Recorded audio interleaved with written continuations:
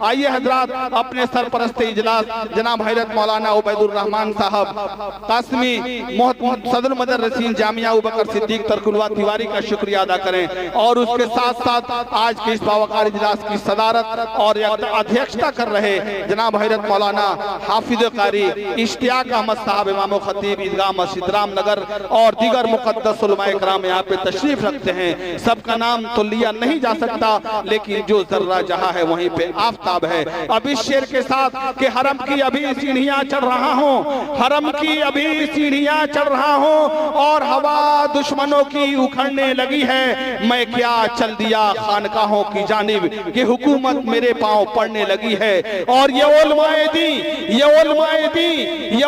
दी वारिसे अंबिया हैं और इन्हीं में तो ताहिर अतकिया औलिया हैं। और ये उलमाए दी से ये उम्मत पिछड़कर गलत रास्ता अब पकड़ने लगी है। और किसी ने यूं कहा कि रोशन है महरुमा मोहम्मद के नूर से, रोशन है महरुमा मोहम्मद के नूर से, कौनैन में उजाला है इनके ज़हूर से। क्या मर्तबा खुदा का है, क्या शान मुस्तफा, ये बात पूछिए तो किसी दी शऊर से। आइए हजरात, बिला तमहीद उन मुक़द्दस उलमाए किराम की तहलील पर कदम रखते हुए मैं सबसे पहले जनाब हाफिज कारी नसीरुद्दीन साहब मुदर्रिस मदरसा मिफ्ताहुल उलूम चतुर्भुजवा से गुजारिश करूंगा कि कलम संभल के चलाना बहुत जरूरी है, कलम संभल के चलाना बहुत जरूरी है और अदब का फूल खिलाना बहुत जरूरी है।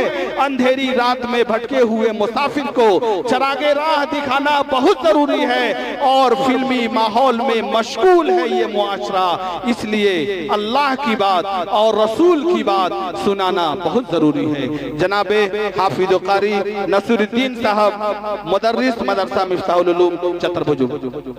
अस्सलामु अलैकुम व रहमतुल्लाहि व बरकातुहू। मुअज़्ज़ज़ व मुकर्रम सामीन इकराम, हाज़रीन मजलिस, बिलखुसूस रौनक़ी स्टेज मेहमानान इकराम और पर्दा नशीं इस्लामी ख़वातीन, अल्हम्दुलिल्लाह अल्हम्दुलिल्लाह व कफ़ा व सलामुन अला इबादिहिल्लज़ीना इस्तफ़ा, अम्मा बअद। अऊज़ु बिल्लाहि मिनश शैतानिर रजीम, बिस्मिल्लाहिर रहमानिर रहीम। लक़द ख़लक़नल इंसाना फ़ी अहसनि तक़वीम, सदक़ल्लाहुल अलीयुल अज़ीम।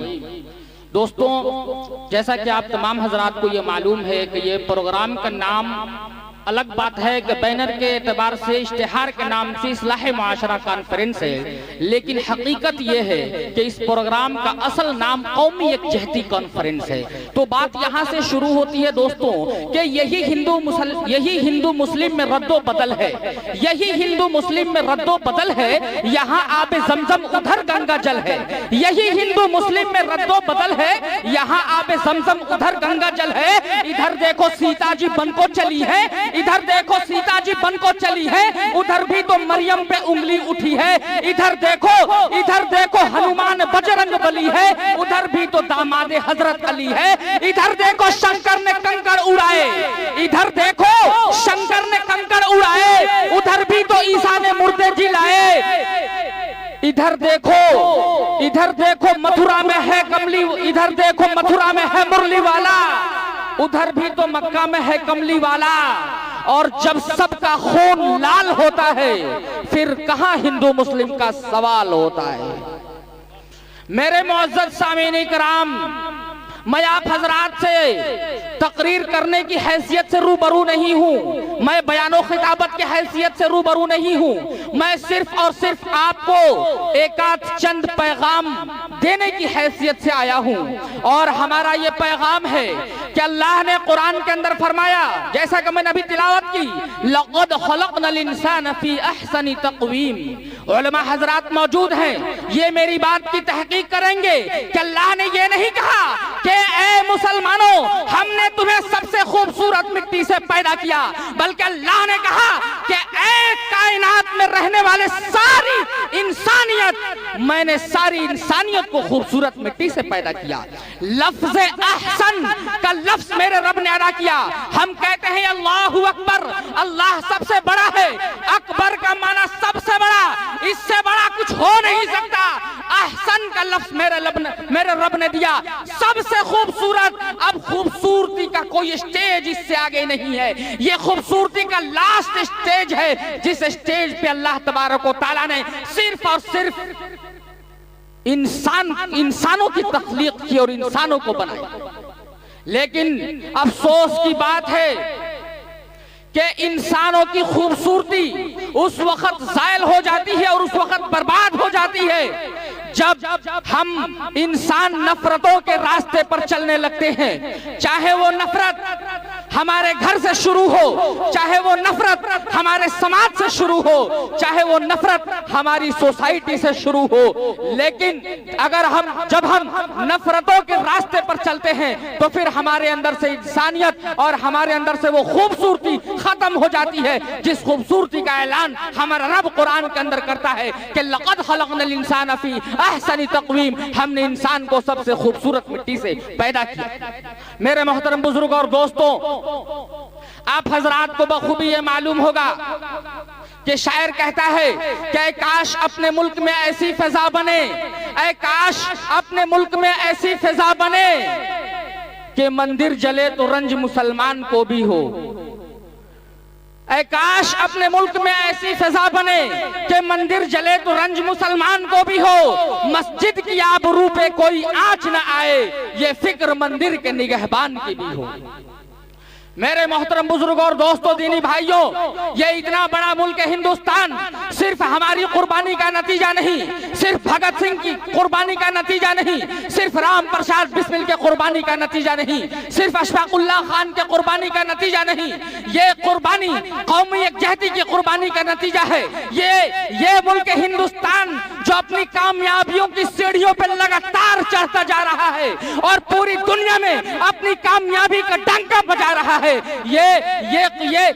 उन तमाम लोगों की कुर्बानियों का नतीजा है कि जब अंग्रेजों के जमाने में हिंदू मुसलमानों ने एक साथ एक प्लेट में खाना खाया था तो अंग्रेज ये कहने पे मजबूर हो गए कि अब यहाँ के हिंदू मुस्लिम यूनाइट हो गए हैं, इत्तेहाद और इत्तेफाक के अंदर आ गए हैं और इनके अंदर यूनिटी हो गई है। लिहाजा अब हमारी हुकूमत इस मुल्क के अंदर ज्यादा दिन चलने वाली नहीं है। मेरे मोहतरम बुजुर्गों और दोस्तों, दीनी भाइयों, अगर खामोश रहता हूं तो गैरत मार डालेगी, अगर खामोश रहता हूं तो गैरत मार डालेगी, सच बोल दूंगा तो हुकूमत मार डालेगी। बहुत होशियार रहना है सभी हिंदू मुसलमान को लड़ाकर, वरना आपस में सरकार मार डालेगी। मेरे मोहतरम भाइयों दोस्तों, मैं किसी सरकार और किसी हुकूमत के खिलाफ बोलने नहीं आया। मैं उन फासिस्ट ताकतों के खिलाफ जरूर बोलता हूं जो एक कम्युनिटी को दूसरे कम्युनिटी से लड़ाने की कोशिश करती है, जो अपनी सियासी रोटी गर्म करने के लिए आपस में दो भाइयों को लड़ाना चाहती है, जो अपनी सियासी कुर्सी को बचाने के लिए हमारे मुआशरे में, हमारे समाज में, हमारे सोसाइटी में नफरत का जहर घोलती है, नफरत का बीज उगाती है। और उस नफरत के बीज से जब नफरत का एक बहुत बड़ा दरख्त पैदा हो जाता है तो वो आपको और हमको सिखाते हैं कि जाओ उस नफरत के दरख्त के साए में जाकर के आराम करो और वहां से नफरत सीखो, नफरत बांटो, नफरत में जियो, नफरत में मरो, ताकि जब तुम ऐसा करते रहोगे तो हमारे आगे का रास्ता आसान हो जाएगा। इसलिए मैं आप हजरात से बताना चाहता हूं कि बहुत होशियार रहना है आपको। आप ऐसे लोगों के चक्कर में ना आए, आप ऐसे लोगों के फिराक में ना आए, आप ऐसे लोगों की कोशिश में ना आए। आप अपने दिमाग का इस्तेमाल करें, आप अपनी जहन का इस्तेमाल करें। हमारे पास वक्त बहुत कम है, मुझे 15 मिनट का मुकल्लफ बनाया गया है। मैं ये नहीं चाहता कि हमारे हाथ में पर्ची दी जाए। मैं एक बात और आपसे अर्ज करना चाहता हूँ, हमारे हिंदू भाई, हमारे मुसलमान भाई, कान खोल करके मेरी बातों को गौर से सुनना।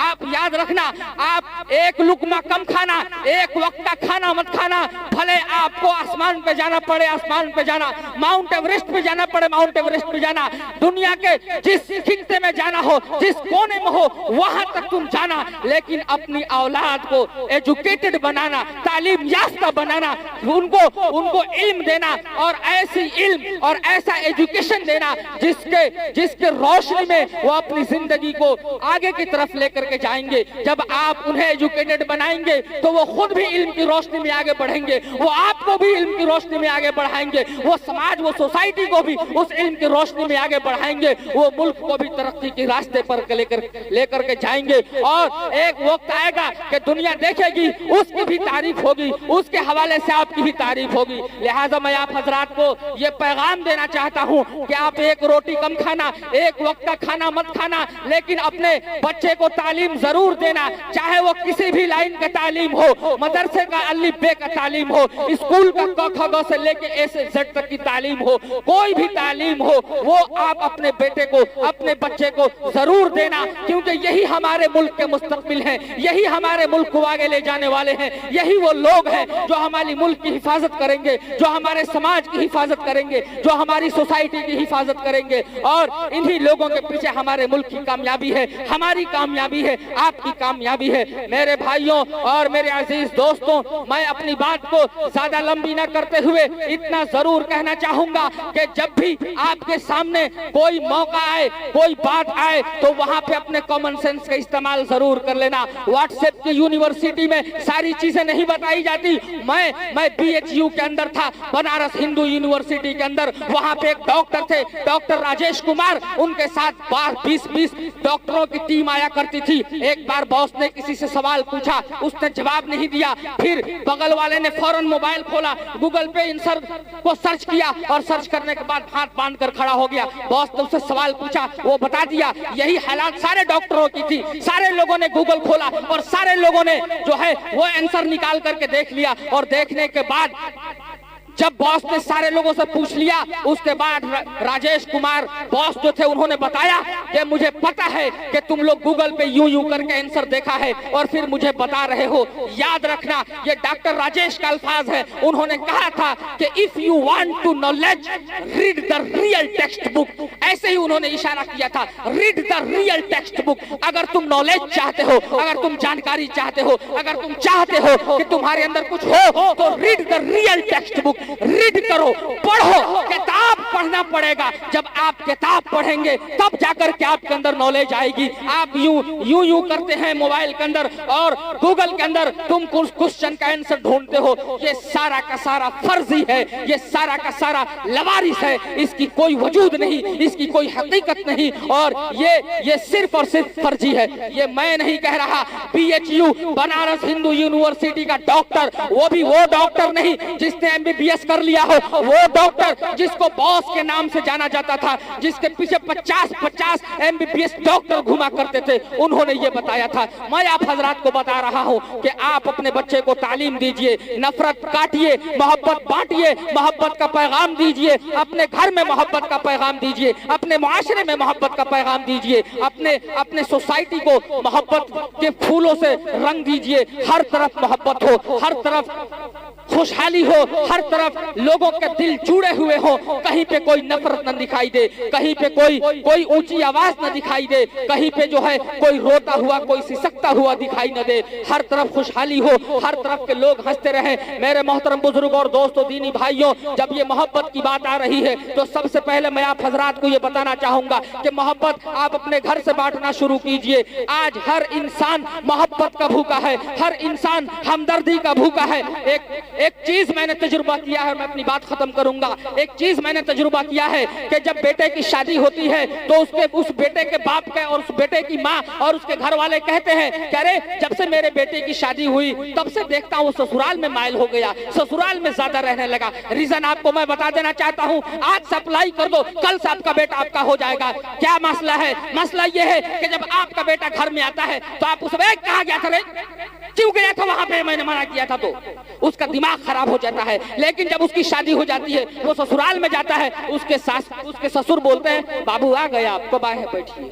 उसकी माँ, उसकी सासू माँ बोलती है क्या बाबू रुआ गई नहीं, आई बैठी है, पानी ले आओ रे, पानी ले आओ रे, है ले आओ रे, हो ले आओ। यही वो वजह है कि आपका बेटा ससुराल में जाकर के हो जाता है और आप बेटा वाले होने के बावजूद भी ठन ठन गोपाल ढोलक बजाते हैं और शिकायत करते हैं कि हमारा बेटा ससुराल में जाकर के रहने लगा।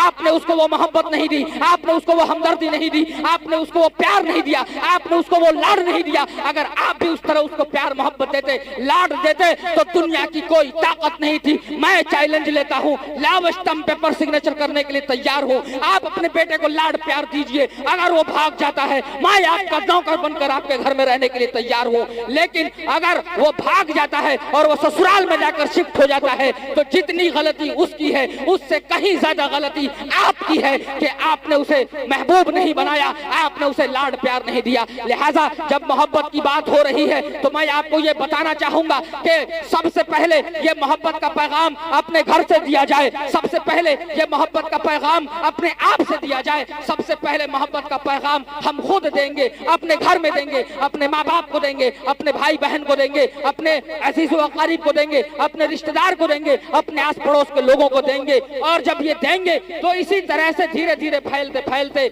ये पूरी दुनिया के अंदर, पूरे समाज और पूरे सोसाइटी में फैल जाएगा। और मैं उम्मीद करता हूँ कि जब इस तरह से हम चलेंगे तो हर तरफ खुशहाली होगी, हर तरफ के लोग हंसमुख होंगे, चारों तरफ हंसी और मुस्कुराहट और खुशियां की लहरें होंगी। कहीं नफरत नहीं होगा, कहीं पे कोई सिसक नहीं रहा होगा, कहीं पे कोई रो नहीं रहा होगा, कहीं पे कोई मायूस नहीं होगा, हर तरफ लोग यही होंगे। बस यही चंद पैगाम थे हमारे कि आप अपने बच्चे को एजुकेटेड बनाइए, मोहब्बत बांटिए, नफरत काटिए और बहुत होशियार रहना है सभी हिंदू मुसलमान को, वरना लड़ाकर आपस में हुकूमत मार डालेगी। चलते चलते मैं एक 4 लाइन कह करके मैं अपनी बात खत्म करता हूं। भाईजान आप थोड़ी तवज्जो देंगे, ताहिर साहब भी तवज्जो देंगे कि उर्दू भी हमारी है, हिंदी भी हमारी है, उर्दू भी हमारी है, हिंदी भी हमारी है।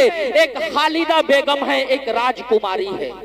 हिंदी भी हमारी है, उर्दू भी हमारी है, एक खालिदा बेगम है, एक राजकुमारी है। और वो सबके दिल का मालिक है, वो सबकी खूबी जाने है, वो सबके दिल का मालिक है, वो सबकी खूबी जाने है। अरे छोड़, अल्लाह भी हिंदी समझे है, भगवान भी उर्दू जाने है।